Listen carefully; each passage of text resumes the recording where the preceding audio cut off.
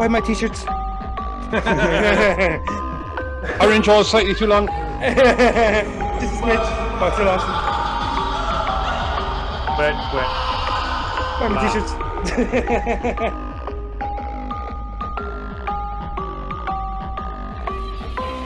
Want some candy?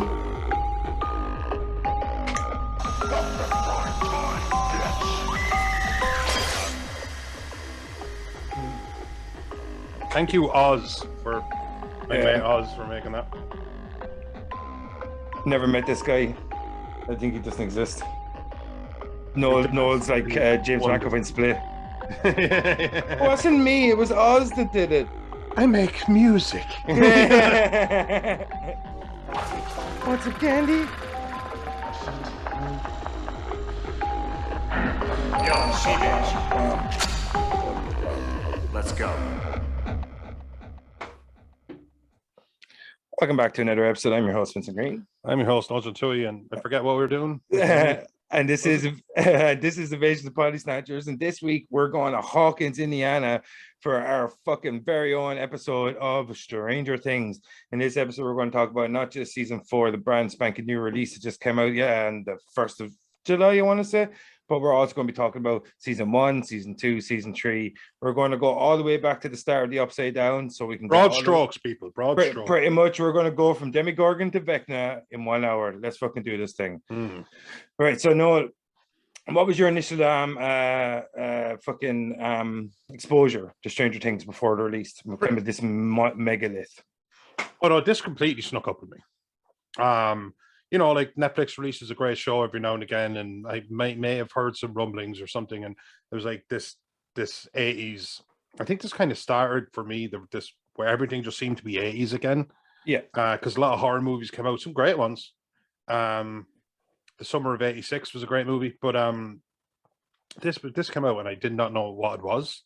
I did not know what genre it fell under, and I gave it a shot, and I do recall the first episode thinking I love that theme tune. I said it to my ringtone. I said it to my partner. I said that's 80s.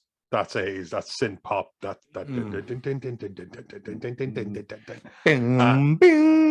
And then the kids in it were so young with such great actors, such great chemistry. The chemistry that we've seen adults, seasoned actors not have. Because it's quite often some people just exude kind of that kind of energy, like, you know, the Jim Carreys of the world who bounce off people because he's just such a charismatic man. But like they just had this chemistry. It was just there. I think it's good casting, but I also think it's a bit of luck. I think it needs to get right. And I love that first season. I'd never seen anything like it. And that's all I want now. That's what I crave, is something I haven't seen. And I had not, and nobody had seen Stranger Things. Yeah, when I was working in Dublin at the time when Stranger Things came out, I actually hadn't even heard of it at the time. I think I was like a couple of weeks later after initially released, somebody told me about it, and I was like, "Wait, what's this about?" They're like, "Yeah, it's this like kind of weird sci-fi horror." They're like, "Just check it out. If you like horror, you love it." And I was like, "Okay." And I was wondering how the fuck did I not know about this thing, so. I went home that night. Me and the missus threw it on Netflix, go home from work, and in the fucking first episode, I was like, "What the fuck is this?" I was like, "This is my new religion." I was like, "Okay, what's this now?" And then we watched the first 2 or 3 episodes, I think, in that first night, and I was instantaneously hooked, and I've been hooked ever since. I'm a huge fan of this show, like huge fan. Like this has everything that I love about horror. Like everything that I love about sci-fi, and it blends all the 80s classic homages, the plays with the tropes. It's like it pretty much, it's kind of like it has so much Stephen King about it as well. Like it has a bit of everything, and at the same time, it's just completely its own thing. Like a movie we're going to be talking about in the next episode is Cabin in the Woods, and that has that in spades too. That it has everything of you haven't classics. Seen it. Yeah, exactly. I said that we covered Mad Dog, which is completely off. Mad God. Mad God, excuse me. I call that Mad Dog the whole thing too. Sorry, God. Yeah. And it was completely off the reservation. And all I said to you was, I said, "Man, we're doing this." And you were like, "What's it about?" Blah, blah, blah. And I basically just said, "Look, I don't even know what it's about, but I promise you this. You haven't seen it. Yeah.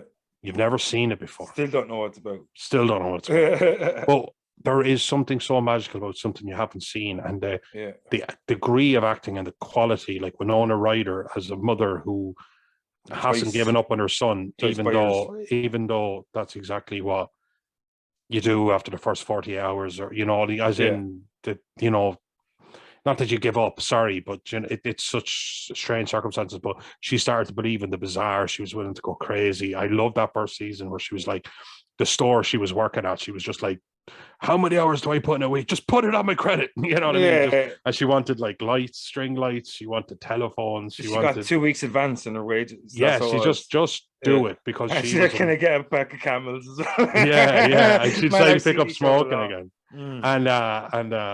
And she was just so brilliant. Winona Ryder, since my introduction to her in the 80s, as a very young boy, has been one, not just such a talented, but such a likable woman. Yeah.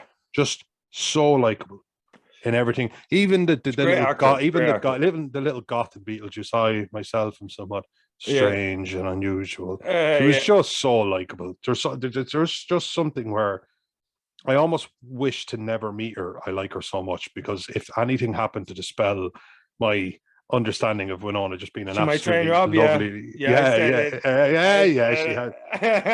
shoplifted that one time. Who hasn't? I definitely don't have a shoplifting addiction, so I can judge away. But like when this movie or this show came out, like it flew on the radar for me, but I was so happy I caught up with it when I did, and I've been there for the journey, like, you know what I mean, to see Millie Bobby Brown become the superstar, to see Finn Wolfhard be like, literally, if you want to have a group of kids that are trying to pretty much solve an issue, Finn Wolfhard is the guy to go to. Like, pretty much he was in the Losers Club in 8, and then he was in fucking Ghostbusters Afterlife. Like, you know what I mean? Like, so if you want to pretty much have a group of kids that need to solve a problem, if you don't have Finn Wolfhard in your group, you're doomed, is all I'm saying. That's all I'm saying. He's defeated Pennywise, he's defeated Ghosts, he's lived through 4 seasons of Stranger Things. And the dude knows how to survive things. They touch upon it in the 4th season, finally, don't they just say it. He's the heart. Yeah. Like, it doesn't matter that not that it doesn't matter. 11's the gun. 11's the weapon. 11 is she's but she's pure as well. Like she actually is a good person. She's not like this like mindless character. She doesn't know a lot because of her isolation, but she does know that she's not bad, and she does know right from wrong. But she isn't the heart, and he is, and it was crazy to me how around this girl who was capable of so much, everyone still had their place. Like, everyone was still bringing something to the table. And that's just good writing, because it's not like a Justice League where, sure, Superman could punch the moon out of orbit. Sure, Batman can't do that. Don't get me wrong. There's a huge disparity, but it doesn't. But this had nothing. They were just kids who played D&D, and they managed to write it in such a way where everyone had a moment to be brave, and everyone had a moment to kind of make it about them. And Hopper was like a bit of an asshat, but he wouldn't do wrong by anyone. Yeah. And I just fell in love with all of the characters on an individual level. Every single one. They're also broken in their own way or something. Oh yeah, absolutely. And then they start putting each other back together or something. The first season, you need to give it to Steve, because Steve survived that first season when he could have been so tertiary. Yeah, he could have been an afterthought. It's so funny. I said this the other day to Lorraine. We were watching season 4, and I was just like, it's so funny, Steve's progression as a character, because he could have gone anyway after season 1. He could have been a total asshole. We're all rooting for Jonathan for most of season 1, and everyone was like, what to make of Steve? And then he had this bit of a redemption arc near the end, and then he helped defeat the Demogorgon in the buyer's house before the Demogorgon kind of teleported and ended up fighting at the school and shit. But like, and then he has this little bit of redemption arc, and he pretty much helps him and Nancy replace Jonathan's camera and stuff like that. And it shows that maybe he actually is a bit of a good guy and shit. And the way they developed his character in season 2 with Dustin, and that relationship with Dustin, and the way that's gone on throughout the seasons is fucking genius. Like, as you said, Steve could have so easily been a tertiary character and been killed off at the start of season 2, and a lot of people have dealt with him that way and focused on Nancy. We would have moved on. We did with like Beth. We like Beth. But like, she died, and it does, like, sometimes, like, you know, Barb. Well, there you go. Like, justice for Barb's. Like, come on, dude. For Barb. But Barb's death was brutal. But we moved on. Yeah, Like we did. Like it did forward the storyline. It did up the scale. They made us care about them enough that their death had meaning, but it didn't deflect from the main cast. And they could have done that with Steve, because he was kind of like just a good-looking kid, a little bit like, but knows it. Yeah, A little bit cocksure. the king of Hawkins High School. Yeah, the king of Hawkins High School, and they could have just kept it simple and just made him a bit of a jock, and not even maybe not killed him off, made him inconsequential in one way or another. Yeah, And they didn't, and he kind of got by just based on the fact that I don't think they were planning on him being as likable as he was. Joe Curry's such a good actor, though. He's such a good actor, and now he's had such a great career, and he seems like a good dude. Again, I'm kind of rooting for all these kids. I really, really am. Oh man, he's brilliant in Spree. If anyone's brilliant in Spree, it's a great movie, man. Oh, like the chase of clout. Yeah, wouldn't know anything about it. Disgusting behavior. But like, I just think he's a perfect example of how you can really do character development if you're open-minded about what way you develop your characters. No small parts, small actors. What's the expression that I'm absolutely butchering? I don't know. I think but there is, there's a thing where there's no small parts, or just small small actors or something like that. And do you remember Rick Mail in Blackadder? Yeah. You know what I mean? He shows, like, I mean, you have Rowan Atkinson, you have Mr. Bean, you have Blackadder, you've got one of the best character actors of all time, if not the best character actor of his generation. And then you have Rick Mail quite literally drop through the roof. Yeah. Like, with an explosion, and like shoot down a rope and just take over the fucking place. And that is what a really good character does. And not to say Steve was as explosive as that, but also you kind of knew that he had a place. Yeah, he had a place in it. Whatever's going to happen, it felt like it was his town too. There was nuance to him and stuff like that. I don't know. I mean, the first season for me, he wins because he survived it. When everyone else was clearly set up to. Yeah, he kind of comes through. He could have been so easily been a sacrificial lamb in season one, easily, easily. And the way he's developed, he's probably one of the best characters in the entire show now. You know? Oh yeah, absolutely. Like, easily, like, and what did you think of, like? Because we talked about Steve, we talked a little bit about Joyce, we talked a little bit about Hopper, a little bit about Nancy as well. But like and you touched a little bit about Mike. So, but the main core of the show is the little group, the D&D group that later kind of develops into the Hellfire Club with Eddie and all that in season 4. But what do you make of like the undeniable chemistry between Lucas, Dustin, Mike, Will, and then later on 11 as she comes into it? Playing, 11 as well, but just get a little bit before 11. When they're playing D&D, they're 80s kid. I'm an 80s kid. I remember, like, I mean, again, I was born in 83, so I remember like a little bit, but I just remember my very early childhood in it. And I always felt like these kids, I could imagine them. You know what I mean? I could imagine they were just 80s nerdy kids. I remember 80s nerdy kids who were a little bit older than me, like, you know, and I just felt the chemistry that they had was just so instant. When they were sitting around rolling it, like, and there were, you know, was it Mike that was the dungeon master? Yeah, he obviously, nearly. And just thinking, like, these kids, they just, I don't, you know, it's great when you like don't feel like there's a camera in the room. I know logically that there is, but they just feel like a bunch of guys that know each other. Now, I have no idea what their backgrounds are, but I'm sure these guys did not know each other a wet week. Yeah. You know what I mean? They weren't from probably 200-300, if not 1,000 miles away from each other. And there they were, and they all felt right. Every single one of them. So perfect in this show. So perfectly. So perfect. And like, and the way episode 1, like, as you said, like, you get the introduction to all those dudes and how their chemistry is so fucking natural to one another. And then the way it builds to Will's disappearance and how the show kind of sets off after that is just, man, it's the way it takes off after episode 1 in season 1 is fucking perfect. And it builds up to the episode with the body where you have a fake body in the water and you think Will is dead and stuff like that. And then they're all like the conflict within the group when 11 comes into it is so well done, and her finally achieving acceptance with Lucas and all that when they start appreciating that she's actually a good person that's in a bad circumstance and shit like that, man. Lucas been the hardest one to convince. Yeah, because you know, and in the same way Mike with Maxine in season 2 as well. It's just like, a slightly distrusting something about this isn't adding up nature.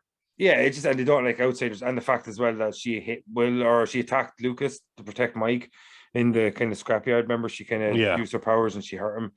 Like, so I remember like the friends don't hit each other and shit like that. So whoever draws first blood, isn't it, has to apologize to the other That one. was it. That was the rule of thumb. Yeah. So like, I just think the development of the group, because it could have so easily been some generic little group, like, and everyone would say, oh, it's just a rip off of this or this or this, but they became their own little thing. Like, it's like, of course, they're going to be compared to the Goonies or the Losers Club or anything like that, but like they're undeniably their own thing, and like They are. like I could not imagine anyone. Caleb McLaughlin plays Lucas perfectly, like, you know what I mean, and you Well have done. I don't know these kids' names. I'm not going to lie. yeah, Millie Bobby Brown kind of became a force megastar. in it. Yeah, megastar onto herself. She's in like Godzilla. Godzilla, thank you, and things like that. And she's obviously going to go on to have a very incredible career. But I didn't know the other kids' names, but they are accepted. Oh man, just, Dustin, man, that little dude, Dustin Gaten Matazaro, I think his name is. yeah. Ah man, that little dude, man, I could He's not very imagine. funny in interviews where he's like,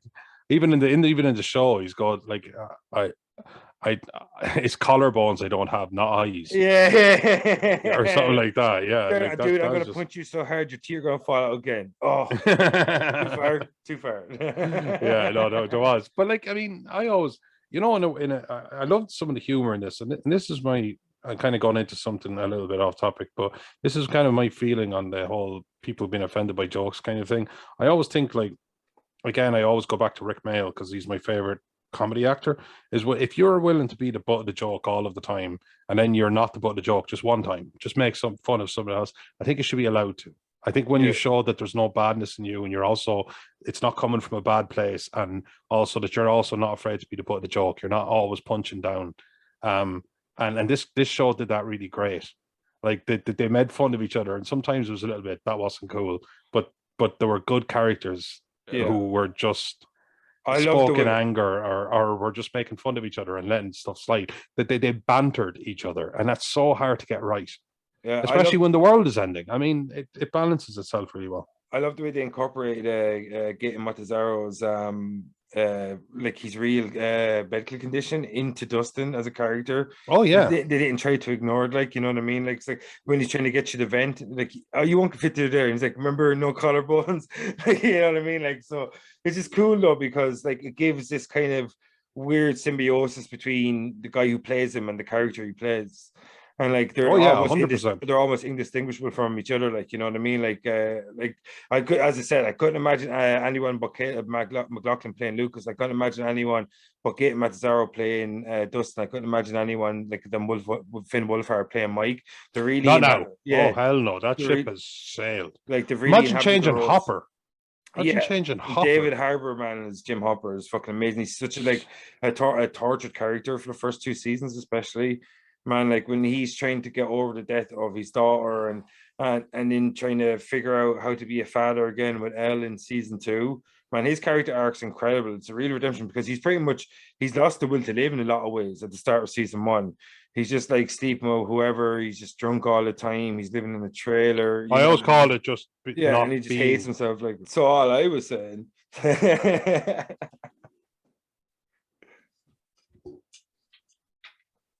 Technical difficulties.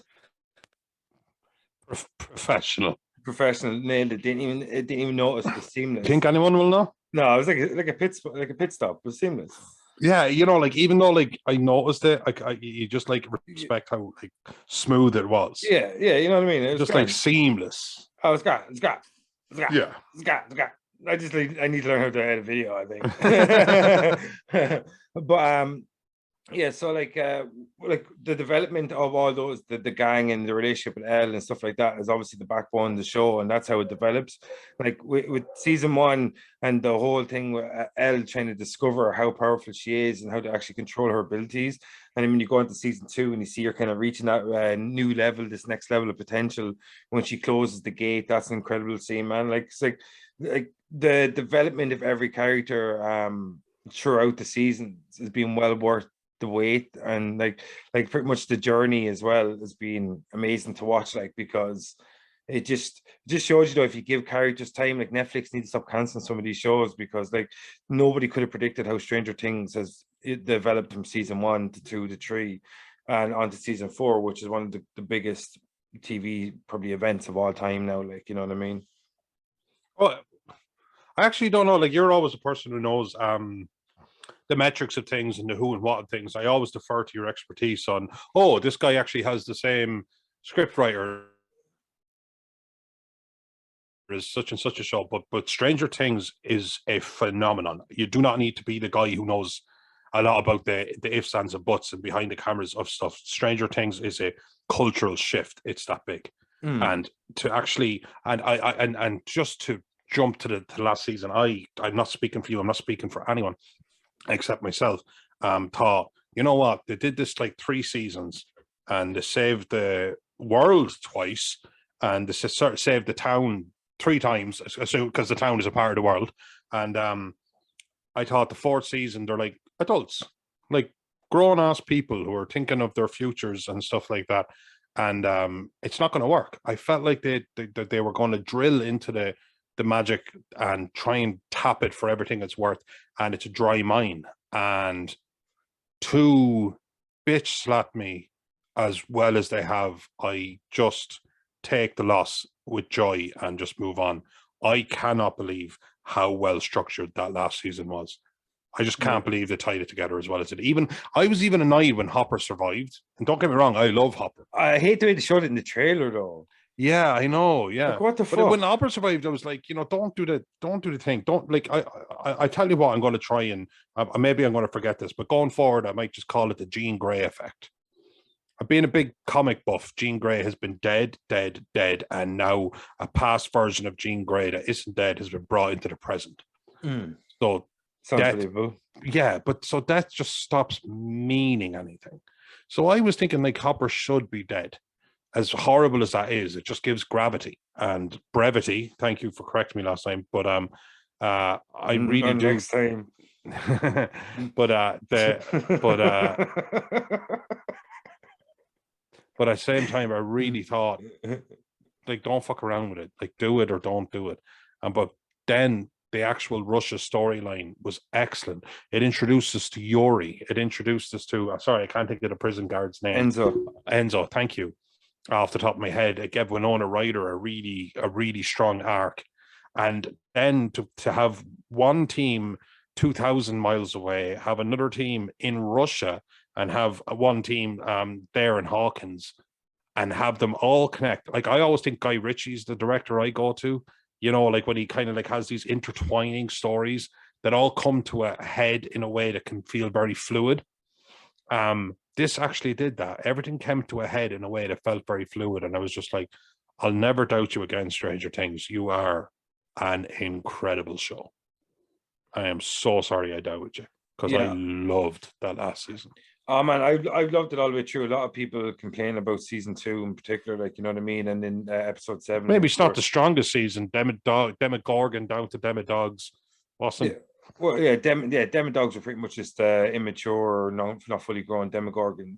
That's what they are, like, So is that officially what they are? Or is that your opinion? No, that is what they are. They're as in, like, at a certain point they might learn to walk upright and become stronger and things. Or not. Yeah, sorry, I was just wondering if they were just literally, we've evolved the way we've evolved on this planet. They've evolved the way they've evolved, but they are. Yeah, not the same thing. I didn't know. I genuinely don't know. I'm pretty sure a Demodog is just like an infant Demogorgon.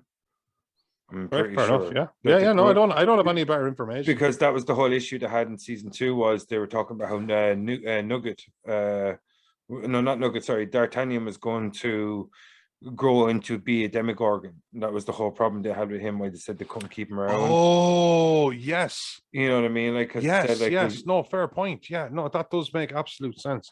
Yeah. God, what show? But they killed Sam. They killed Sam. There's no way back, Mr. Frodo. So Bob. Yeah. He got good at that. I love Bob's character. You know what? Every now and again, you like some deaths are quite Billy in the 3rd season. Alexi, like some of the deaths as well. And there was a brutal death. I'm not going to say her name again because I fucked it up the first time. It's not Barb. Then you had Bob, and then you had they're all bees. Yeah. Barb, Bob, and Billy. Yeah. What about Alexi? Shut up. What about Eddie? Shut up. Just let me have my little moment. Jesus fucking Christ! Like, no. did you see Eddie playing Master of Puppets? Oh, it was incredible in the Upside Down. Oh, Man, like the way they've developed the Upside Down is amazing. Like the lore behind this show, like the Demigorgon, the Demidog, and the Mind Flayer, and now Vecna, like the fucking bad guys, and the way they're all based in and around the D&D lore. It's just so fucking well done, like, you know, and they give it their own spin. Like, what's been your favorite villain so far between those four that I just mentioned? are you talking about all of them between 1 and 4? Yeah, Demigorgon, Demidog, Mind Flayer, and Vecna. Vecna had personality. Yeah, and because he was there, and that's not necessarily always a good thing or a bad thing. There is, I've always said this to you. God, if somebody for some bizarre, you know, sadistic reason has listened to everything I've said, would know that I always say I fear more the mindless, the Michael Myers, or that seems to kill you because you're in.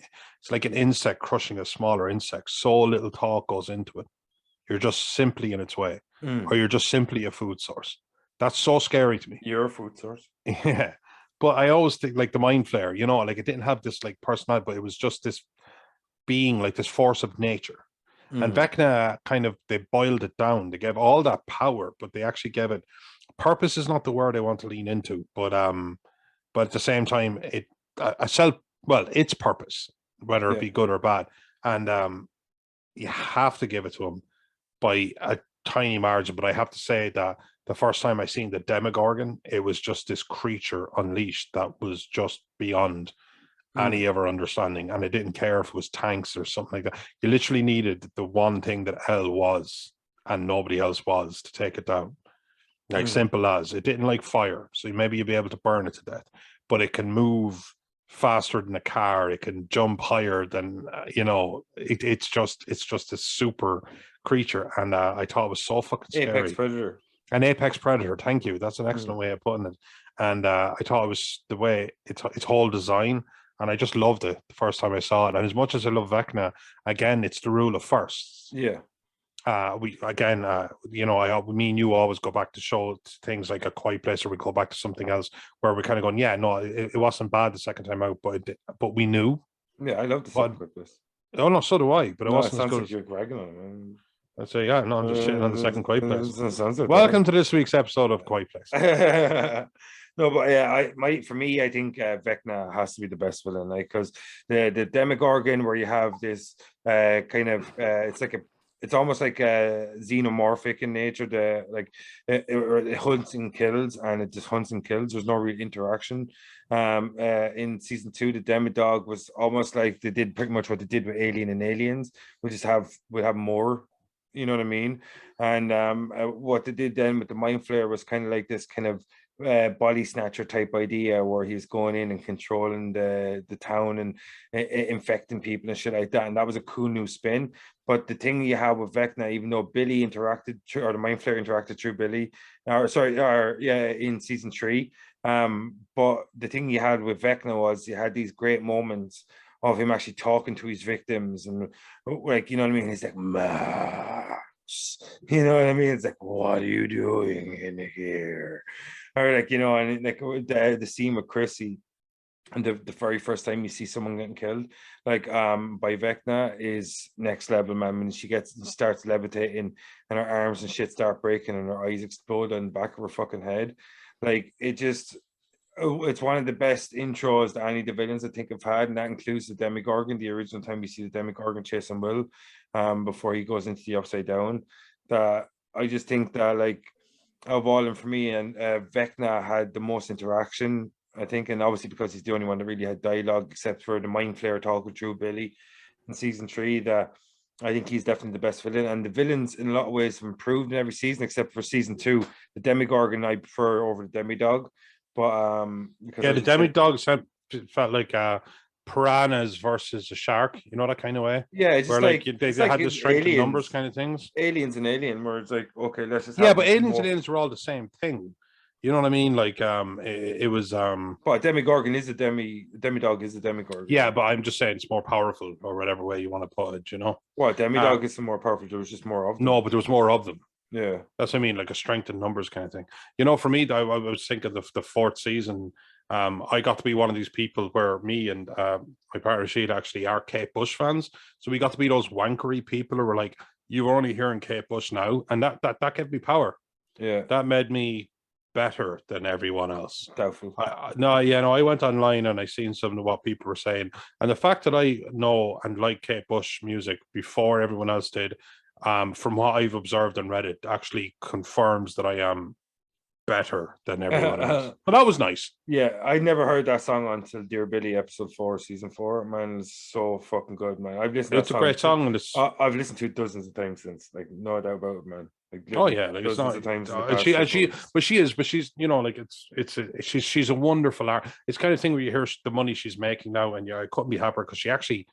Sorry, I was trying. The joke being that I'm better than everybody else, because that is literally the vibe that people are going with. Like, oh, Did you you're only just go hearing about backwards Kate on your Bush now? joke? Yeah, I am. Yeah, but at the same Continue time, on to the I'm next part of delighted the that book. she is getting all of the recognition that She's she made deserves. $1.9 million or something so far. Good. So, yeah, she owns all the Kate Bush rights, is all distribution. yeah, because she wrote it and produced it. Mm. She's a wonderful songwriter, and she's odd. She's I always loved that about her. She was when you hear like the song when it goes ding ding, do you feel the way I feel, and it's very off, like it's very. I know it's meandering, it feels, but it actually makes sense on the whole. It's so beautiful. But only she seemed to be able to write music like that. And it was just great to see her get this recognition so many years. I think it was 1985 or something that Running Up the Hill came out. And to see her get on all this recognition like 35, 6, 7 years later is just incredible. I think it's my favorite thing about the fourth season. Yeah. I just a bit of love for some of the great artists of the past, and I think that's one of the great things of this. I really do. Well, man, the soundtrack for all seasons, even like he touches upon the theme tunes, incredible. But like the soundtrack, the way they set every scene up, and the way they like I don't know add to every scene, or fucking like they all are enhance every scene is the word I'm looking for. Is that like they're very good at using the soundtrack to enhance the scenes in the right moments. They don't just throw music in there willy-nilly. Everything is kind of like seamlessly put in there, and more so in season 4 maybe than any other, that they really played with the music and how they incorporate it into their narrative, and how the fact that music kind of the way it interacts with your brain and your mind, it can Was it help you, really? Yeah. against And it Vecna, like. does. And I always think, like, again, the way we've talked a tiny bit about it in the past about, like, me, I suffering from panic disorder, so I have panic attacks quite regularly. But sometimes when I'm listening to a song and I'm loving it, but the tempo is just too much, it's just like it's just too fast or it's too off. Yeah. And it starts to make me feel like my heart is doing that as well. But then I throw on something like that, and it winds me down. And nothing's changed but a tempo, or nothing's changed but a style of singing, and it takes me to a completely different place, because that is actually how the mind works. The mind is such an interesting thing, and I love the fact that they tapped into that and actually, like, as silly because of course as supernatural as it is, they still tapped into something that's very real. Our fears are in one place. Anxiety only exists in one hemisphere in the brain. And our creativeness exists in another things, and the things we love exist, and they tapped into that, and I thought that was so fucking cool. I thought that was so well executed, and I thought that, oh man, I thought the fact that they had Robert Englund in the last season as well. Yeah, Victor Creel. What a brilliant. And then they referenced Freddy Krueger later. Did you see that? Yeah, man. Like, to have Robert Englund be a guy that's tormented by his dreams, pretty much, which is fucking genius.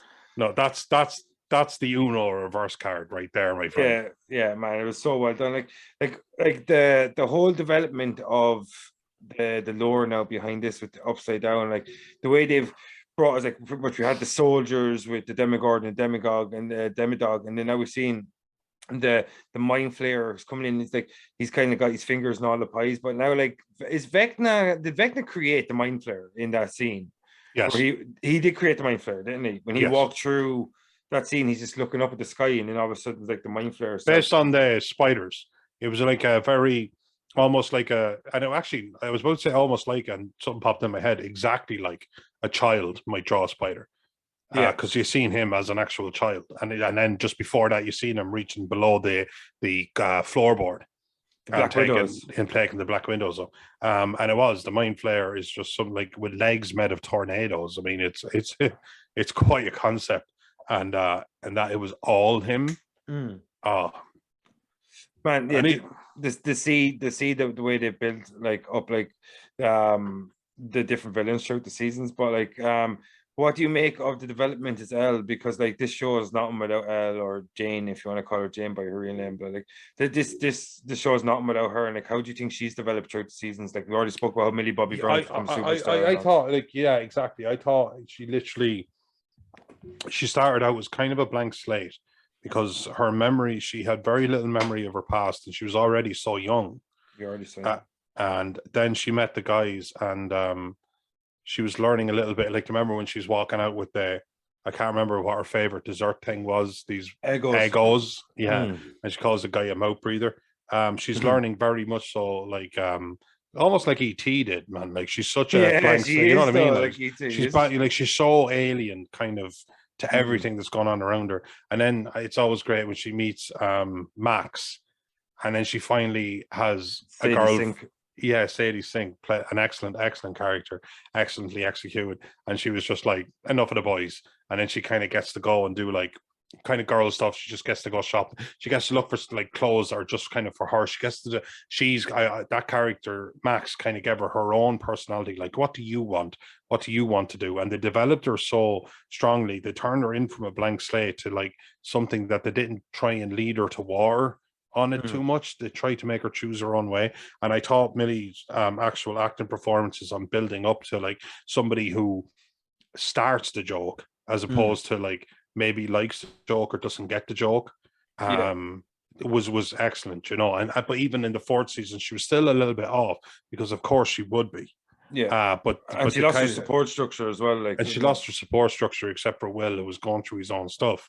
He loves a good cry. He does, yeah. That was a good cry. Yeah, he's a sensitive old soul. One of my favorite things about the first 3 seasons is the running theme of Steve can take a beating like nobody else. Like, Steve just got his ass beat, yeah. Steve Harrington can take a beating like none other. Like, oh my god, like he's so fucking good at taking a beating. But he's got my new favorite chat up line. Sure would like to impregnate you 6 times. Yeah. And if that doesn't work, nailed it. Sure would like to impregnate you 6 times and maybe go to a beach or something. Smooth. Yeah, and if that doesn't do it, then I give up.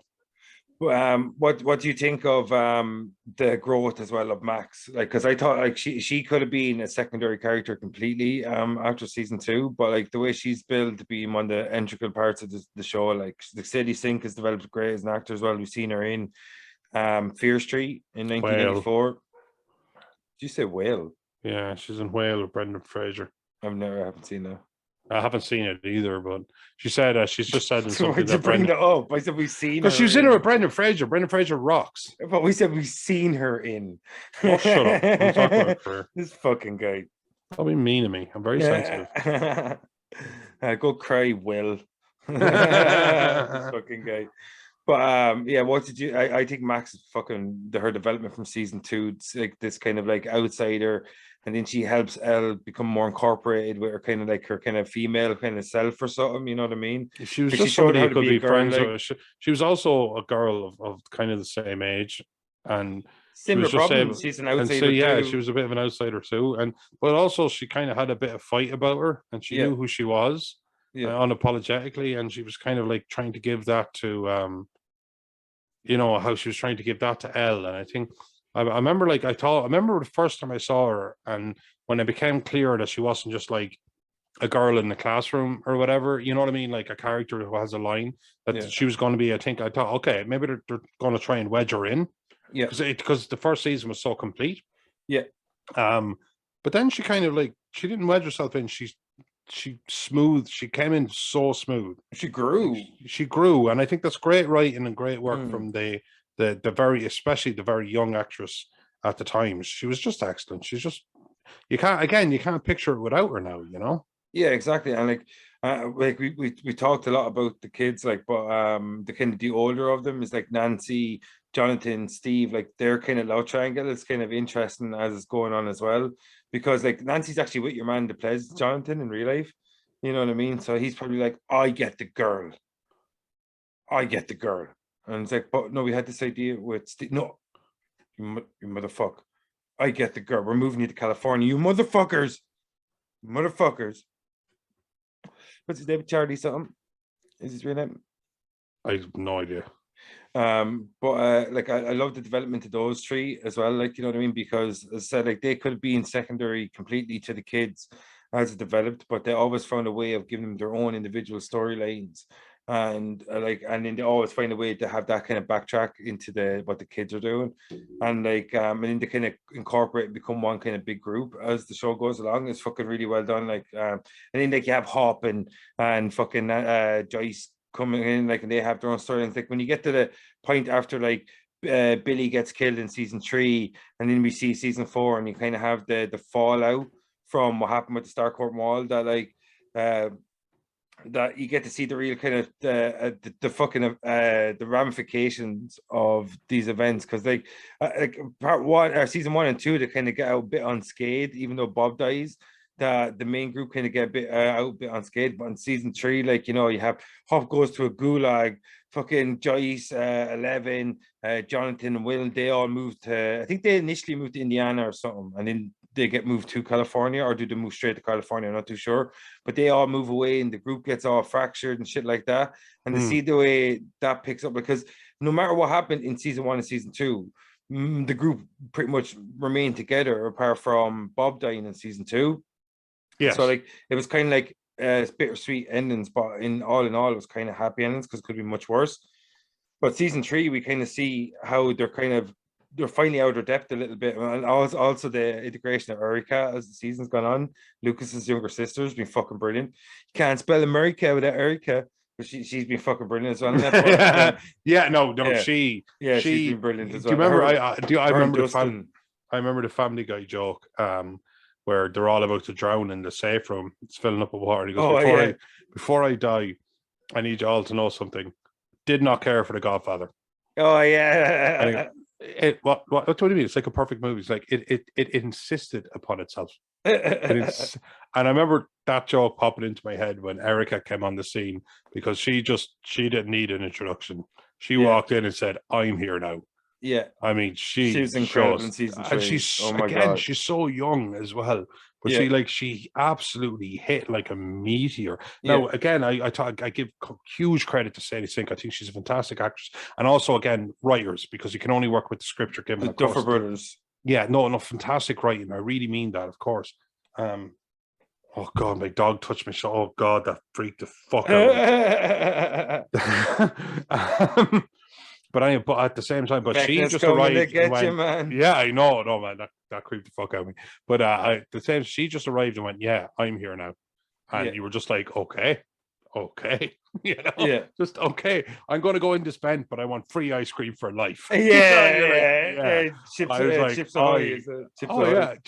Yeah, I was like, I love this girl already. And another character that gets introduced in season 3 is Maya Hawks Robin, man. She's fucking awesome. Like as soon as she comes into it as well, she's fitted seamlessly into the group as well. Like and I love the way they built the group slowly but surely, and to the point now where the group is big enough that you could actually have 4 completely different storylines in season 4. And like it was awesome the way they played through. Like you had the California crew, you had the Russia storyline, you had the storyline with Elle, and then you had the storyline in Hawkins. And to have all the group get so big that you can have these 4 storylines, and to have such a long season 4, and to have everyone get their just desserts, or what's the word for, like the pretty much their dues, to have everyone get their good amount of screen time. Even though I feel like as the seasons have gone along, Mike and Will, their roles have diminished incredibly. Because like if you look at Mike in season 1, he's the main protagonist alongside Elle, and in season 2 his role gets kind of diminished a little bit too, because he's pretty much just looking at Will being unconscious for most of fighting out with the mind flare. Yes. And then in season 3 it's even more so diminished as well a little bit. In season 4 he's almost non-existent. And like he's like, "Oh, you're the heart of the group." Yeah, but dude, I would have liked to be in some of the cool scenes. That's all I'm saying. So you Yeah, know what I mean? Like, I just think that yeah, absolutely. his at the start, his story was very intertwined with 11, and now she seems to have kind of gone her own way. And Hop is also it's kind of like the story is almost more focused on the relationship of the father and daughter with Hop and 11 than it was went between Mike and 11, because that love interest is kind of taking a back burner to the kind of father daughter relationship, because I think maybe they thought like David Harbour is a more seasoned actor and maybe it's a bit more of a compelling part of the story or some shit. But I just think Mike, considering he was one of the central protagonists in season one, his role is diminished season on season as the show has gone on for me, which is a bit of a bummer because like Finn Wolfhard is a good little actor. But like I love the expansion in season four when we get to see like the gulag, and we get to see like the fucking the Vecna, we get to see like 11's past. Because I can remember the start of season four, I turned around to Lorraine, I was like, wait, did they ever show how 11 got out of the facility? Like, it's like, are they ever actually showing that? Like, it's like, I know they found their medical bracelet, but did they ever actually show her escape? And we were like, no, actually, I don't think they did. Like, and then they actually finally showed, and you're like, the payoff for that, where you see the little kid that's playing her with mocap, I think, on her face, and you see that scene where it's like, 11, what have you done, or some shit like that, like, and Strong opening. yeah, man, like, and that's what it did. Like, it does every season. The end of episode one is always insane. But like, what did you make of with Chrissy? Like, I think Chrissy was actually how they ended episode one, wasn't it? And Chrissy died. But what did you think of how season four kicked off? Like with the introduction of Eddie. I mean, you could not say it's weak, could you? You come in and it's 11, who we know had memory issues from day one, word one. And then the doctor comes in, and I was wondering, like, it was a redemption Dr. arc Owens, was it a redemption arc for Papa? But he comes in because he goes, "What have you done?" Because there's a bunch of dead kids around, and she turns around, she's covered in blood, and all of that jazz.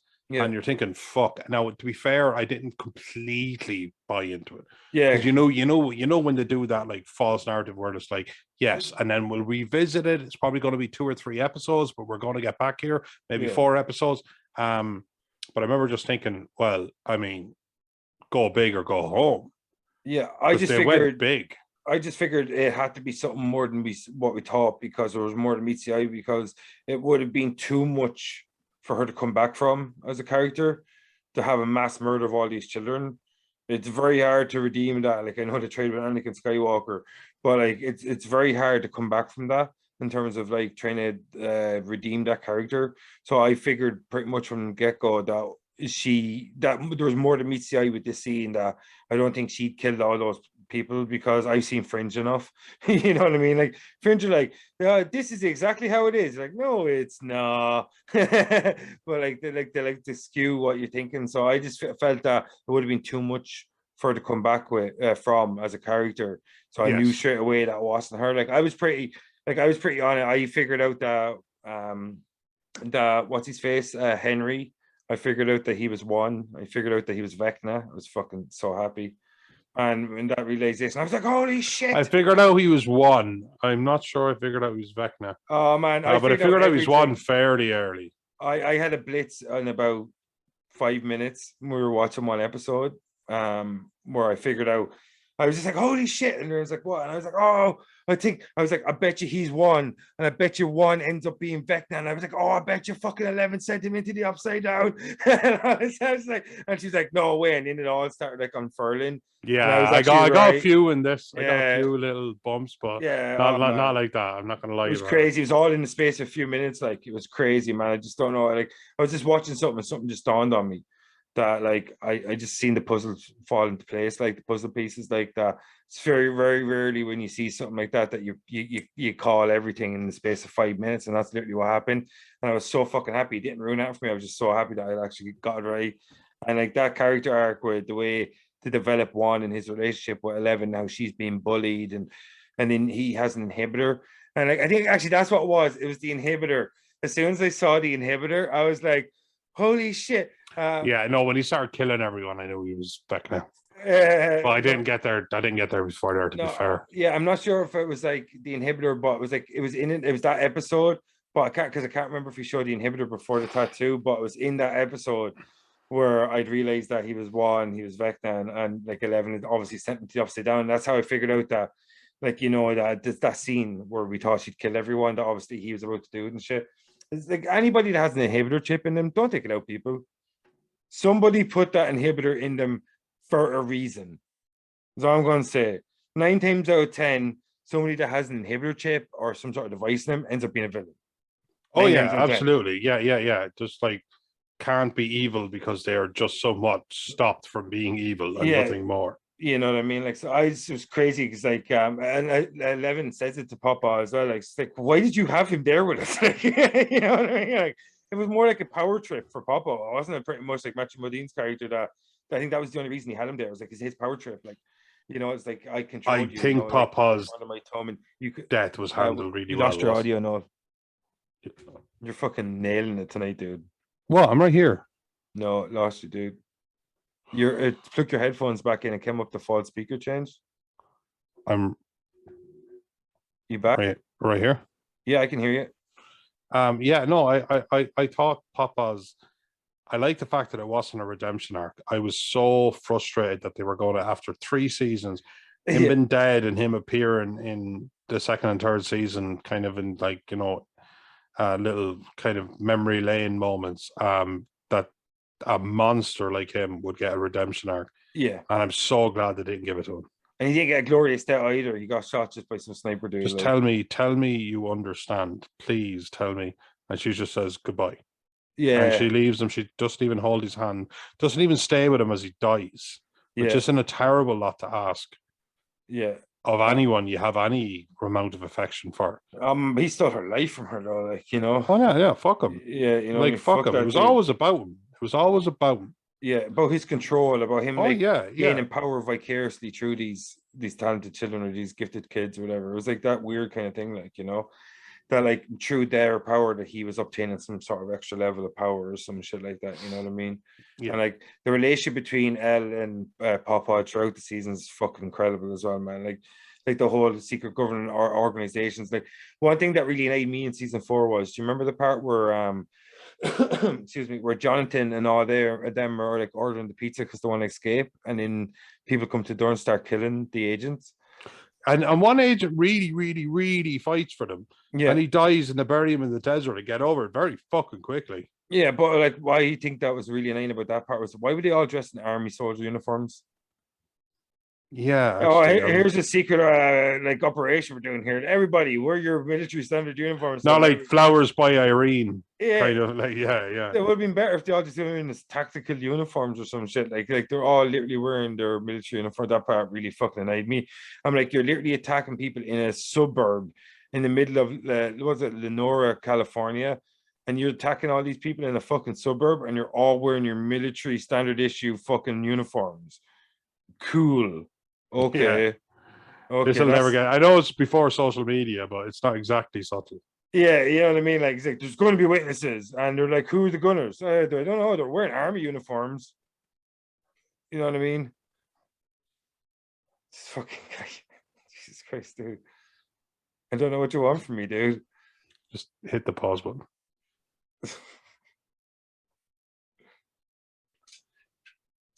So what do you think of the introduction of, like, the Hellfire Club and Eddie and all this shit in this season? Like, because he was pretty much one of the main characters in season 4, because with Chrissy's murder and him being on the run and all that fucking shit. Dude, looks like you're rubbing on your dog, but it looks like you're just scratching tin air. Yeah. Like, Jesus Christ. Do you remember we're doing this on video? Yeah, I rubbed my dog.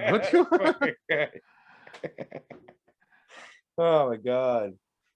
People love dogs. You can't see him. It just looks weird. Looks like you're scratching thin air. Looks like you're trying to scratch there, yeah. Looks like you're trying to scratch Nancy's head. Why is like my arm right up to the point that's dog? She's white. So, your dog's the exact color of green screen. Yeah. Oh, you got one of them green screen retrievers, I see. But what did you think of the major arc in season 4, and how they framed it as like a serial killer case and all this? Because I love when they kind of do this kind of thing. Oh yeah, I mean, it was brilliant. Also, I thought Eddie, his introduction, I was thinking he's coming out a bit strong. He's obviously going to be like, a candle that burns at both ends character Yeah, that kind of like sets something up and is then gone. But then they nuanced him, and he's such a great actor. They dragged him out. You know what he's talking about? How he ran when Chrissy was taken by Vecna, and yeah. I uh, do what I seemingly do now. I ran. That's what he says. Like, yeah, and then there was just he was such a well explored character. He really, really was. And I again, you've worked with the writing you're given, and full credit to that. But what an actor! What an incredible actor! He yeah, like really, really, really did take it and make it his own. yeah, man, like that scene, Master Puppets, as you touched on earlier, man, is And it was fucking also incredible. I follow Iron Maiden on Facebook, and they had it because he was like sorry, who was it at the time? It was one of the characters was floating, and they were trying to find music. It was like, well, have you got anything like Kate Bush or anything like that? And he was like, this is music. And he had Iron Yeah, Maiden's first album, Killers, and he's yeah, holding the tape of it. And Iron Maiden were like, we agree. Like, what an amazing, yeah, what amazing press for an album that they released, I think, in 1981. You know yeah. what I mean? Like, what amazing press for this thing to get like 41 years later. You're Oh like, man, I'll like take it. as I said to you earlier, though, the way music is fucking used in season four, like it's just completely incorporated into the storyline. Like you know what I It mean? Like always reflects the character. man, the scene with Max loved Kate Bush, and the scene Eddie with her, loved. man, when she's running up the hill, when she's trying to escape from Vecna, like that fucking scene is iconic. Like it's completely iconic. And you're like, how are they going to make it scene? They're never going to have another scene in this season that's equally as iconic. And then they have the master puppet scene with Eddie having the most fucking metal rock concert of all time in the Upside Down. Like that is. Well, like to have both those scenes in one season is fucking unbelievable, man. Like, Humbling. I think because of like the pandemic and stuff like that, that there was delays. So to me, it felt like season four was almost season four and season five combined. Like to me, it was like season five to me should be called season six. This Yeah, felt it like went it a was long way, yeah, especially when they had such a complicated bad guy. When the bad guy was almost like a final destination bad guy, like a force that yeah, exists somewhere that's coming to take over you. It's yeah, not like the Demogorgon, the Demagogues, and the Mind Flayer. It never felt particularly personal. yeah, It just simply was this force of nature that's been unleashed, and it will consume everything yeah, because that's what it does. yeah. That's what it is. No more than a meteor hitting the earth. Um, you do everything you can to stop it, but the meteor isn't necessarily an antagonist. Vecna was the first pure antagonist, Yeah, and it that's could have gone a two season. It could have, but it they felt like did. two seasons. The amount of airtime should Oh yeah, of course. Well, sure. What would they the get last two? The last episode was two two hours hours and 22 20 minutes. minutes. Every episode was over an hour long this season. Like Every that, like episode. that's you've sat for a 2 hour 22 minute film, like like a couple of the Avengers or what may Yeah, it be. That's a long ass time to be in a cinema. In a cinema, that's a yeah. long ass time. So this was like, I mean, I don't know what was it, 8 episodes, 9 episodes, I don't know, but it were long ass episodes. So Nine they, episodes. The shortest episode was an hour and 3 minutes long. well, Every there you episode go. was about an hour and 15, an hour and 20. And then you had the season finale was 2 hours and 20 minutes long. Like, man, like I've never like it was a complete event. It's like when we talked about Fear Street last year, it was like anyone can say whatever you want about Fear Street. Is like when I watched Fear Street, that felt like an event. A new movie coming out every Friday of a trilogy. That never happened before. A trilogy released in 3 weeks like that. It felt like an event. And when I went back to rewatch it for the episode of the podcast, it felt like an event again. I was really excited to watch it all.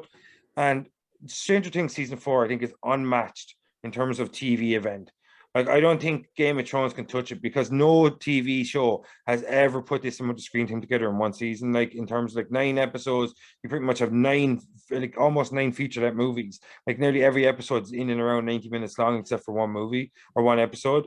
And like, to have that and then to finish it off in a 2.5 hour long finale and then to have it like to never feel like there's a lull in the story, that because you've got four different storylines and the way they shift the focus from one story to the other is so seamless. And even though some storylines like Mike's and the California crew are kind of like in the back burner until Elle kind of gets reincorporated with them and then they kind of become a bit more pivotal to the storyline, the way they balance each story is very well done, and it's a very hard thing to do. And the fact that they were given the trust and the faith by Netflix, the Duffer Brothers, to actually develop their story in the way they wanted to for this season. And I really do believe in my heart that it's two seasons and one what we really got.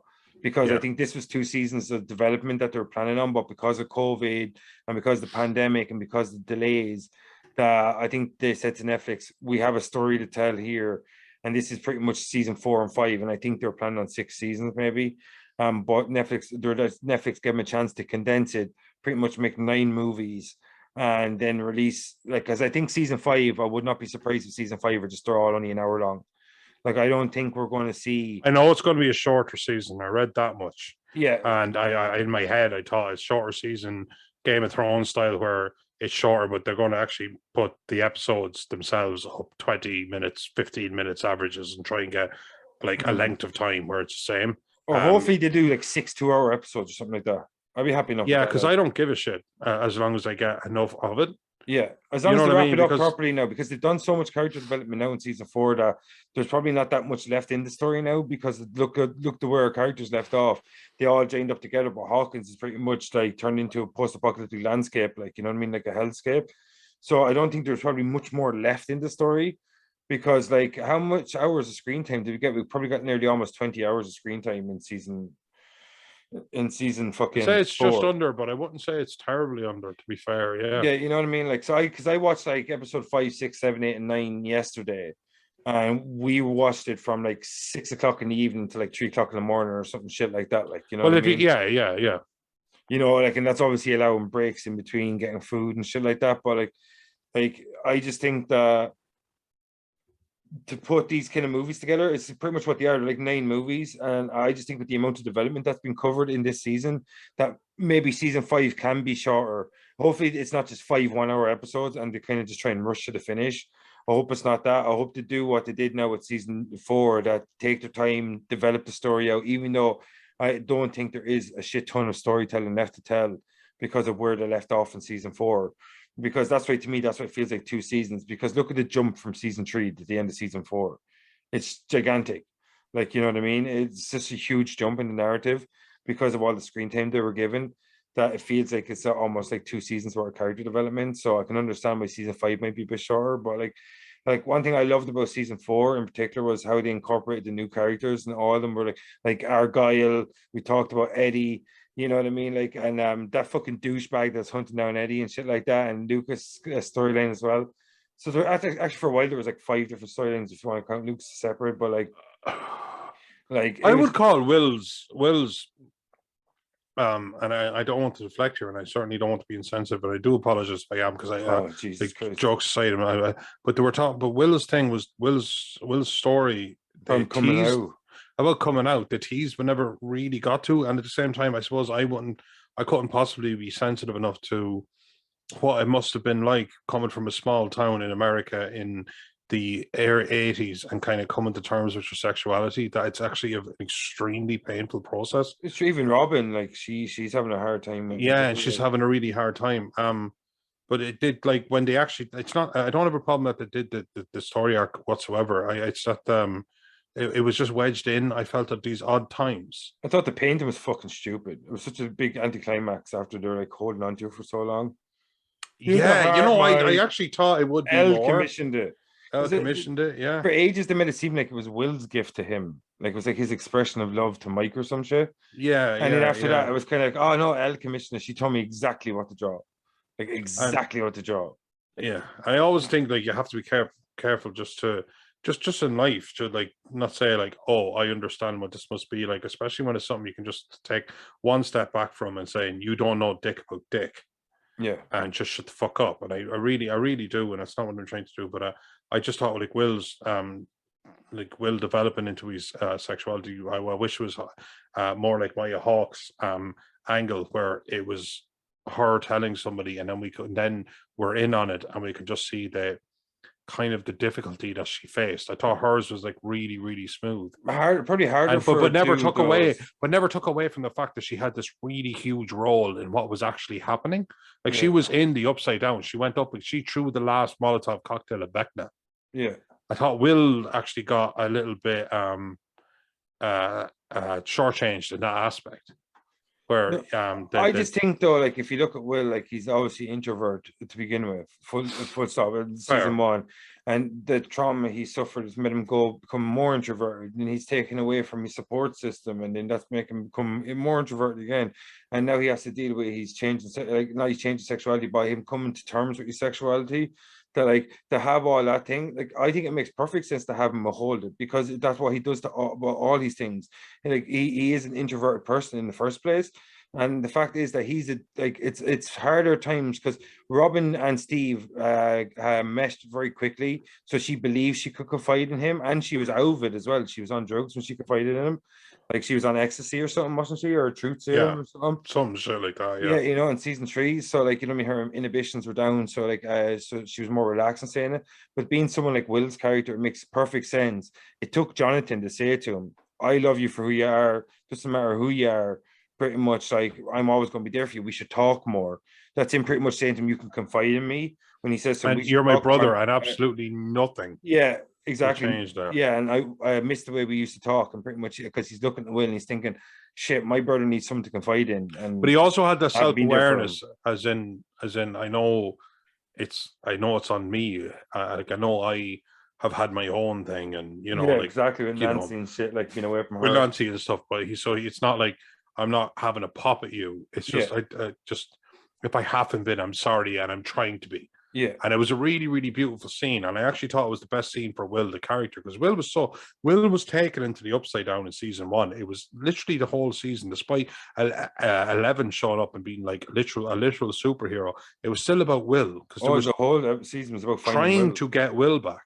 Yeah, and then in the second and third season, his connection to the upside down, which even 11 didn't have, not to the degree, that sensitivity to it, but because the mind flare went inside of him, exactly, was really, really interesting. And then just this time they kind of made it about his personal life, which again I'm not going to rag on. I can only imagine deeply, and maybe a lot of people who grew up in that. He looks so old in season 4, though, doesn't he? Oh my god! You know what? Like, I mean, when Jonathan hugs him, and I'm like, Will looks about 15 years older than Jonathan.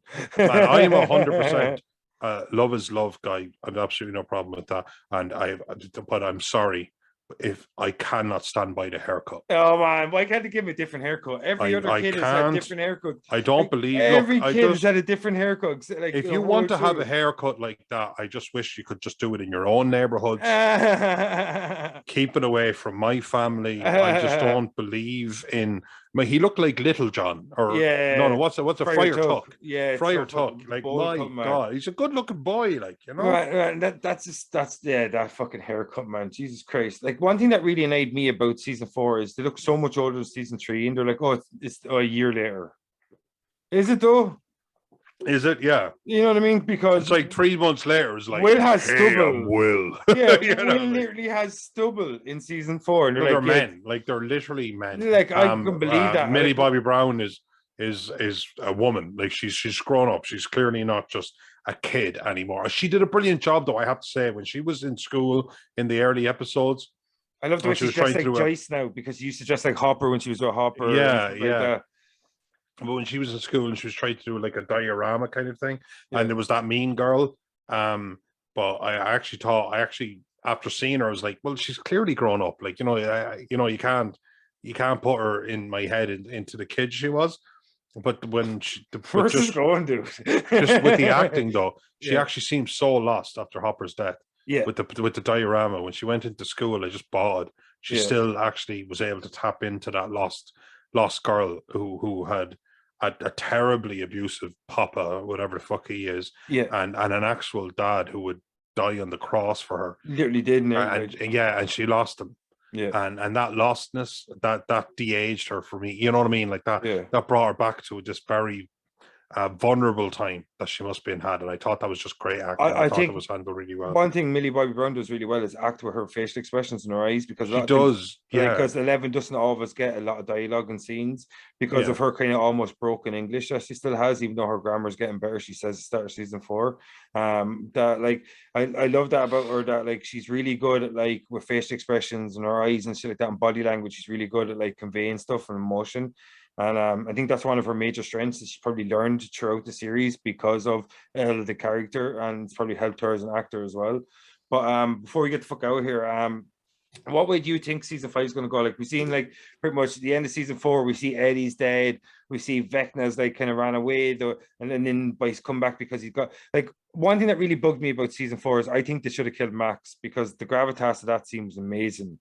Like that whole scene where like Elle didn't save her, and then all of a sudden she kind of did save her, and like that whole scene where Max almost died was incredible. I think it would have been like perfect if they'd have killed her, because that whole show, she was such a strong backbone of the season, her trying to survive and her willing to put herself in situations and put herself in danger for the benefit of others.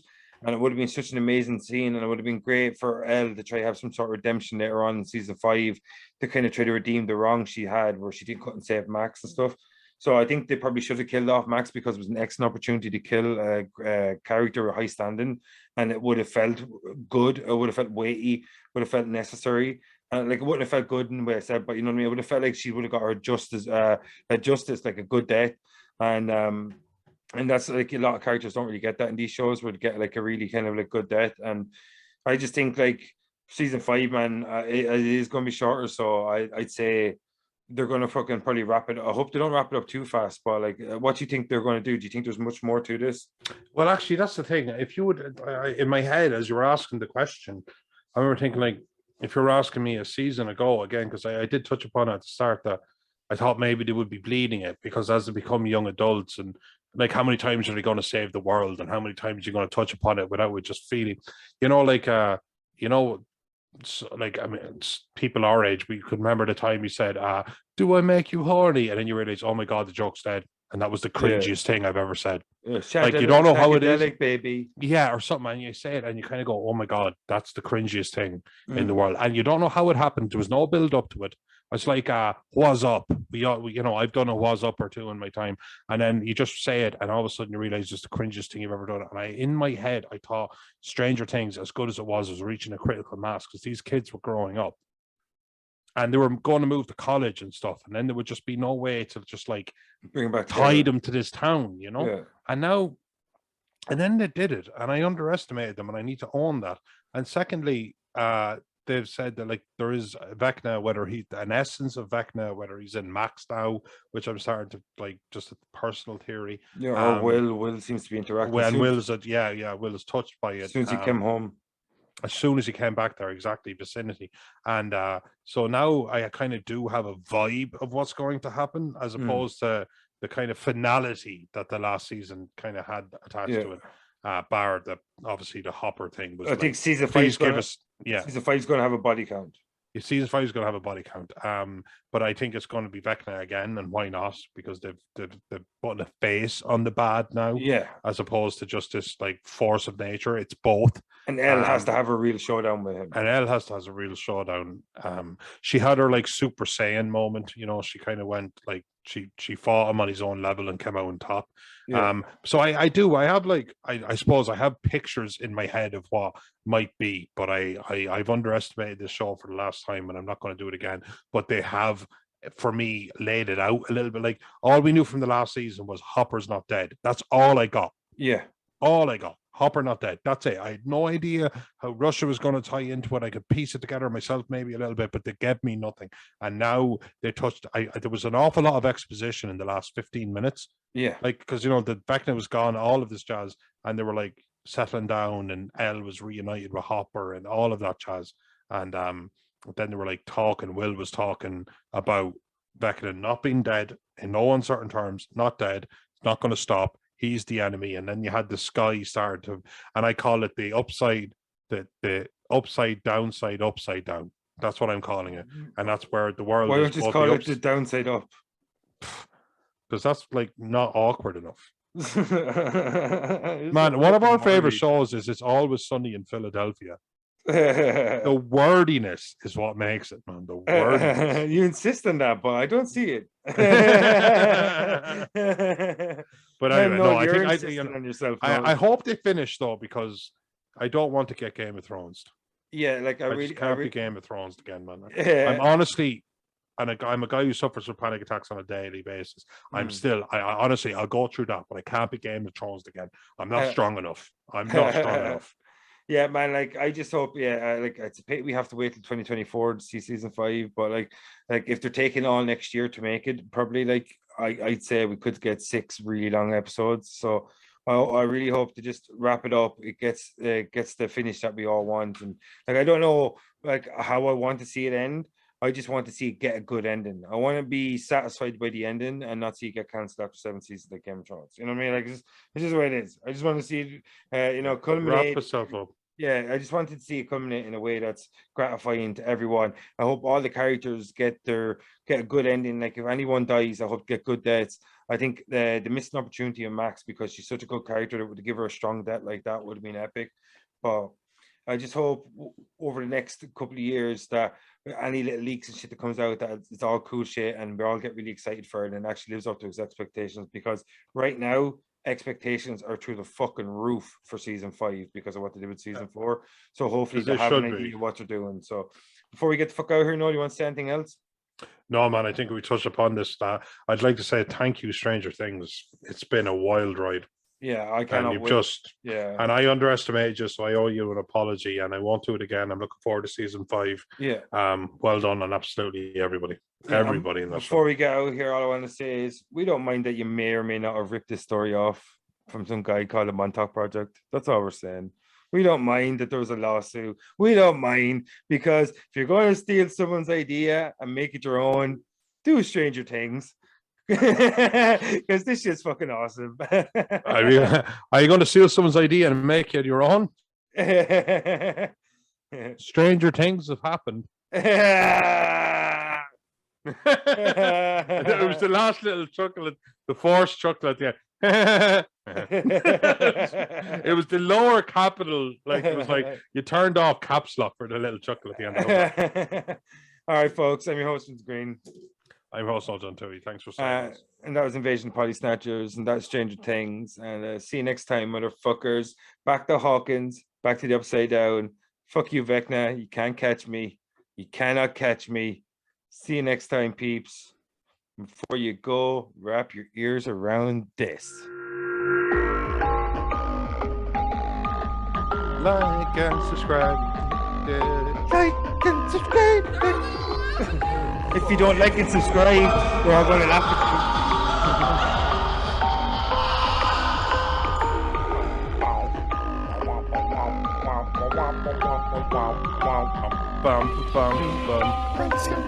you. You want some candy? Want some candy? We want some likes and subscribes?